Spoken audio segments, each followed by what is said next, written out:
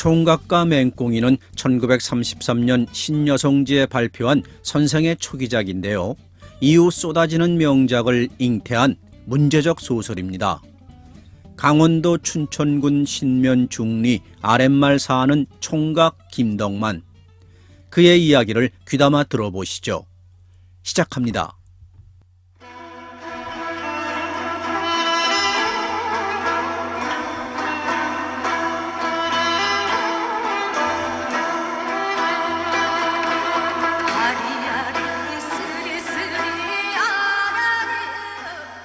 잎잎이 비를 바라나 오늘도 그렇다. 풀잎은 먼지가 뽀얗게 나풀거린다. 말뚱한 하늘엔 불더미 같은 해가 눈을 크게 떴다. 땅은 달아서 뜨거운 김을 턱 밑에다 풍긴다. 호미를 옮겨 찍을 적마다 무더운 숨을 헉헉 뿜는다. 가물의 조잎은 앤생이다. 가끔 엎드려 긴 매너니의 코며 눈퉁이를 찌른다. 호미는 퉁겨지며 쨍소리를 때때로 낸다. 곳곳이 박힌 돌이다. 예사 바치면 한 번 찍어 넘길 걸 서너 번 안 하면 흙이 일질 않는다.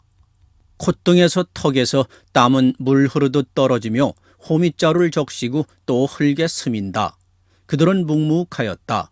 조밭고랑에 쭉 늘어박혀서 머리를 숙이고 기어갈 뿐이다. 마치 땅을 파는 두더지처럼. 입을 벌리면 땀 한 방울이 더 흐를 것을 염려합니다. 그러자 어디서 말을 붙인다. 아이고 뜨거. 아이고 돌을 좀 밟았다가 혼났네. 이놈의 것도 밭이라고 도질 받아 처먹나? 이제는 죽어도 너와는 품앗이 안 한다. 하고 한 친구가 열을 내더니 아이 씨값으로 굴치기나 하자고 도로 줘버려라. 이나마 없으면 먹을 게 있어야지. 덕만인 불안스러웠다. 호미를 놓고 옷깃으로 턱을 훑는다. 그리고 그 편으로 물끄러미 고개를 돌린다. 가혹한 도지다. 잎살 석섬, 보리콩 2대의 소출은 근근 대섬. 나눠 먹기도 못 된다. 본디 밭이 아니다. 고목 느티나무 그늘에 가리어 여름날 오고 가는 농군이 쉬던 정자터이다. 그것을 지주가 무리로 갈아 도지를 놓아먹는다. 콩을 심으면 잎나기가 고작이요 대부분이 열지를 않는 것이었다. 친구들은 일상 덕만이가 사람이 병신스러워하고 이 밭을 침뱉어 비난하였다. 그러나 덕만인 오히려 안 되는 콩을 탓할 뿐 오랜 조루 바꾸어 심은 것이었다. 좀 세서들 하세. 한 고랑을 마치고 덕만인 일렁서 고목계로 온다. 뒤묻어 땀바가지들이 옹기종기 모여든다. 돌 위에 한참 앉아 쉬더니 겨우 생기가 좀 돌았다. 곰방대들을 꺼내문다. 혹은 대를 들고 담배 한 대 달라고 돌아치며 수선을 부린다.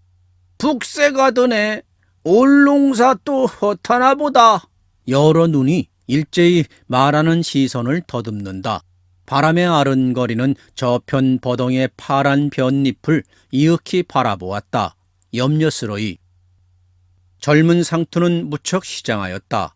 따로 떨어져 쭈그리고 앉았다. 고개를 푹 기울이곤 불평이 요만이 아니다. 재미붙을. 배고파 일 못하겠네. 아이고 허기져 죽겠는걸. 허리가 착 까부러지는구나. 옆에서 받는다. 뒷담 흘리고 애누리 없이 일할 수 있나? 진흥이 아니라 제 할아비가 온대도. 하고 또 뇌더니 아무 대답이 없음에 아이 개초도 없는 놈에게 호포는 올려도 곁들이만 안 먹으면 산담 그래? 어조를 높여 일동에게 맞짱을 청한다. 너는 그래도 괜찮아. 덕만이가 다 호포를 낼라고. 뚜건달 뭉태는 콧살을 찡긋이 비웃으며 바라본다. 내가 촌뜨기들이 떠들어 못하리. 그보다 여보게들 오늘 참 들병이 온 것을 아나? 이 말에 나이찬 총각들은 귀가 번쩍 뛰었다. 기쁜 소식이다. 그 입을 뻔히 쳐다보며 뒷말을 기다린다. 반갑기도 하려니와 한편으론 의아하였다. 한참 바쁜 농시방극에 뭘 바라고 오느냐고 다 같은 질문이다. 그것은 들은 채만 채 뭉태는 나무에 비스듬히 자빠져서 하늘로 눈만 껌뻑인다. 그리고 홀로 침이 말라 칭찬이다. 말 같고 살집 좋아라. 내려 씹어도 비린내도 없을걸. 제일 그 볼기짝 두둑한 것이 나이는 몇이더래? 22. 한창 피었더라. 논팽이 있나? 예서 제에서 슬근슬근 죄어들며 묻는다. 없어. 남편을 잃고서 홧김에 들병으로 돌아다니는 판이라네. 그럼 많이 돌아먹었구먼. 뭘, 나이를 봐야지. 쑥백이더라. 얘 좋구나. 한 잔 먹어보자. 이쪽 저쪽서 수군거린다. 풍년이나 만난 듯이 야단들이다. 한 구석에 앉았던 덕만이가 일어서 오더니 뭉태를 꼭 찍어간다. 느티나무 뒤로 와서 성님, 남편 없더래요? 그럼 정말이지. 나 좀 장가 들여줘. 한통 내리다. 뭉태의 눈치를 훑는다. 의형이라 못할 말 없겠지만 그래도 어쩐지 얼굴이 후끈하였다. 염려 말게. 그러나 돈이 좀 들걸. 개울 건너서 덕만 어머니가 온다. 점심 광주를 이고 더워서 허덕인다. 농군들은 일어서 소리치며 법석이다. 호미자루를 뽑아 호미등에다 길군악을 치는 놈도 있다. 점심이다. 먹어야 산다. 저녁이 들자 바람은 산들거린다. 뭉태는 제 집 바깥들에 보리짚을 깔고 앉아서 동무 오기를 고대하였다. 덕만이가 제일 먼저 불이 나게 내달았다. 뭉태 옆에 와 궁둥이를 내려놓으며 좀 머뭇거리더니 아까 말이 싫더유. 꼭 장가 좀 들어줘요. 글쎄, 나만 믿어. 설사 자네게 거짓말 하겠나? 성님만 믿어. 꼭 해줘요. 하고 다지고 내 닭 팔거든 호미 시세의 날 단단히 한턱 가리다. 하고 또 한 번 굳게 다진다. 낮에 기뜸에 왔던 젊은 측들이 하나둘 모인다. 약속대로 고스란히 6이 되었다. 모두들 일어서서 한 덩어리가 되어 수군거린다. 큰일이나 치러 가는 듯 이러자 저러자 의견이 분분하여 끝이 없다. 어떻게 해야 돈이 덜 들까가 문제다. 우리가 막걸리 석 대만 사가지고 가자. 그래, 계집도로 부으라고. 나중에 얼마간 주면 그만이다. 하니까 한편에선 그러지 말고 그 집으로 가서 술을 대구 퍼먹자. 그리고 시침이 딱 되고 나오면 하고 우기는 친구도 있다. 그러나 뭉태는 말하였다. 계집을 우리 집으로 부르자.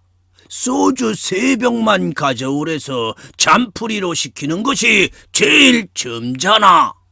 술값은 각추렴으로 할까 혹은 몇 사람이 술을 맞고 그 나머진 안주를 할까를 토의할제 덕만인 선뜻 대답하였다. 오늘 밤 술값은 내 혼자 전부 물겠다고.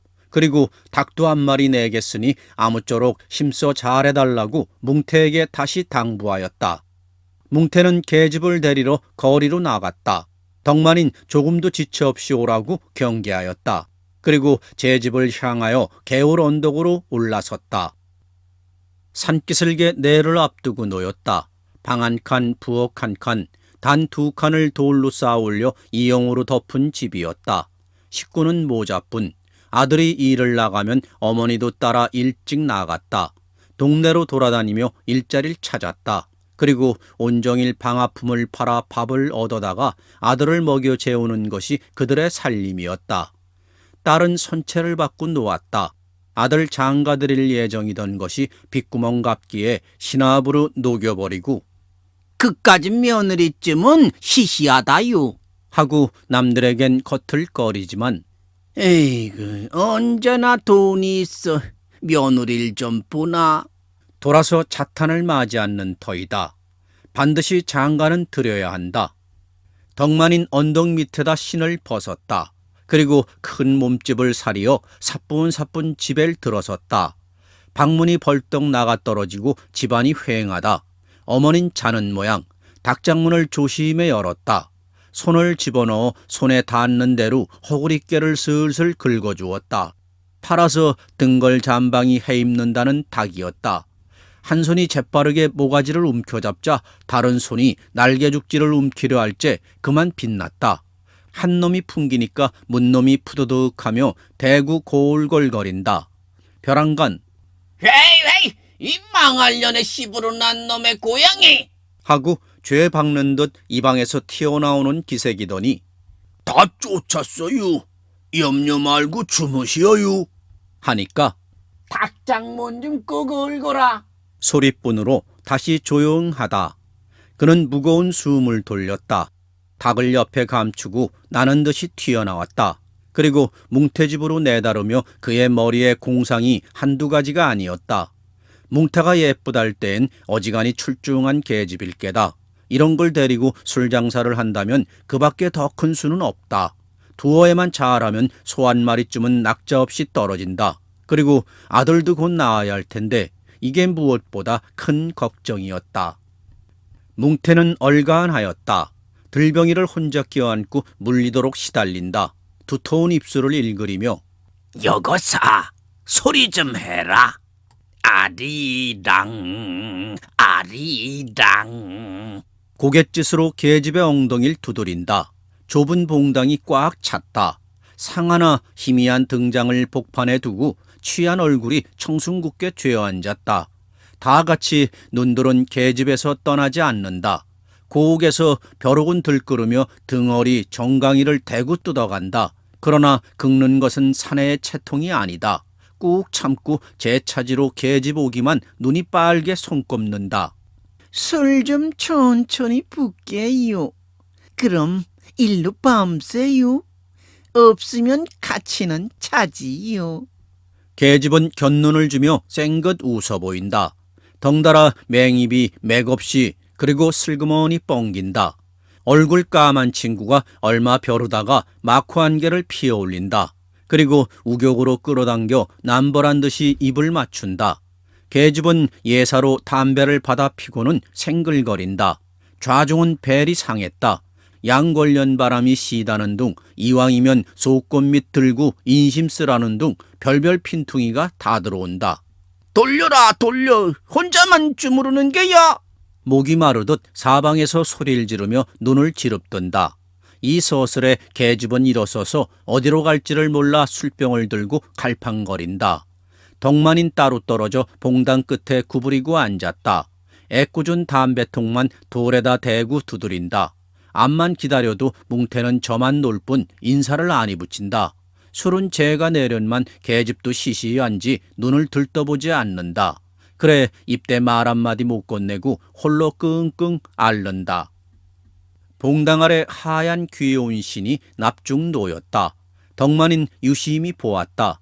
돌아 앉아서 남이 혹시 보지나 않나 살핀다. 그리고 퍼들어진 시커먼 흙발에다 그 신을 꿰고는 눈을 지그시 감아보았다.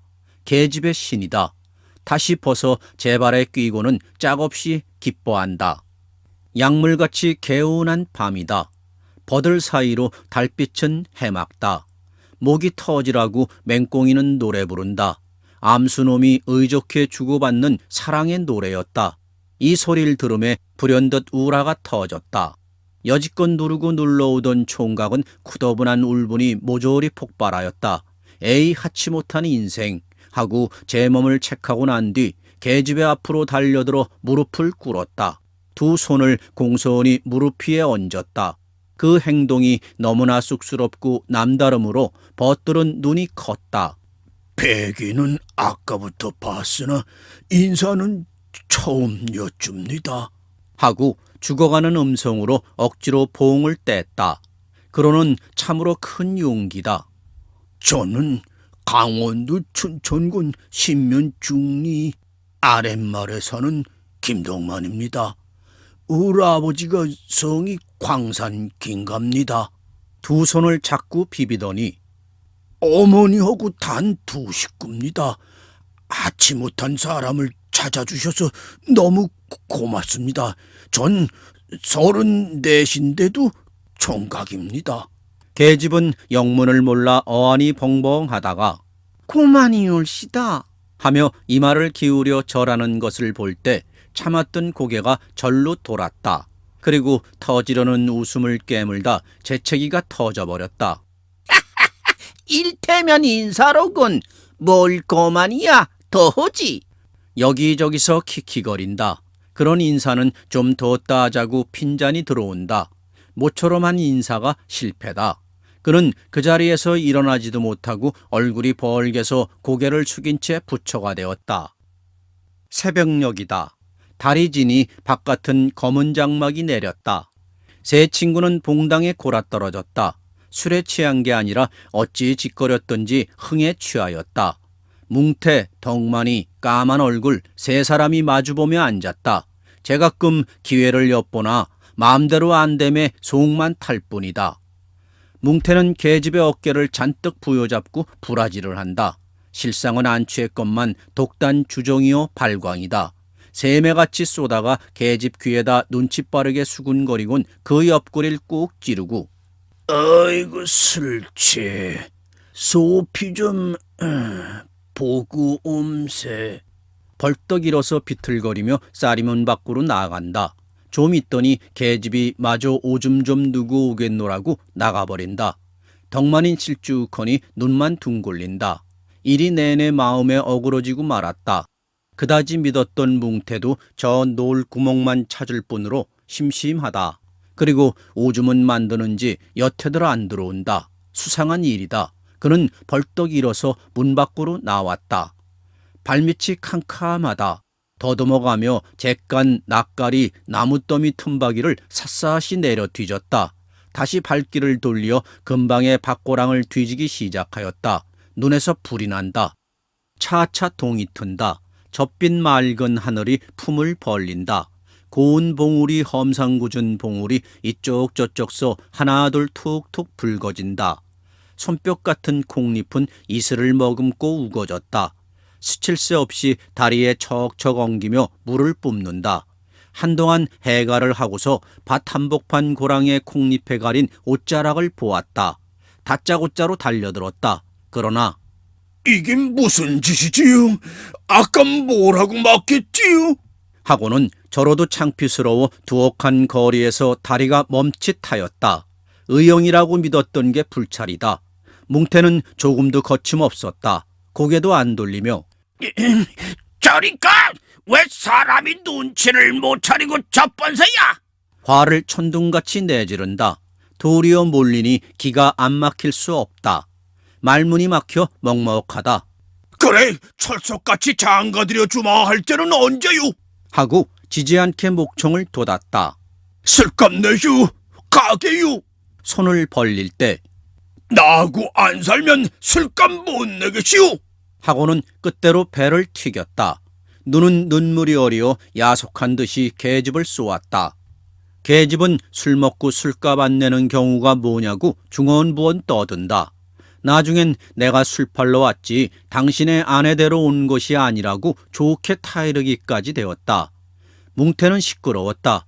술값은 내가 줌하고 계집의 팔을 이끌어 콩포기를 해짓고 길로 나가버린다. 시위도 좀 해봤으나 최후의 계획도 틀렸다.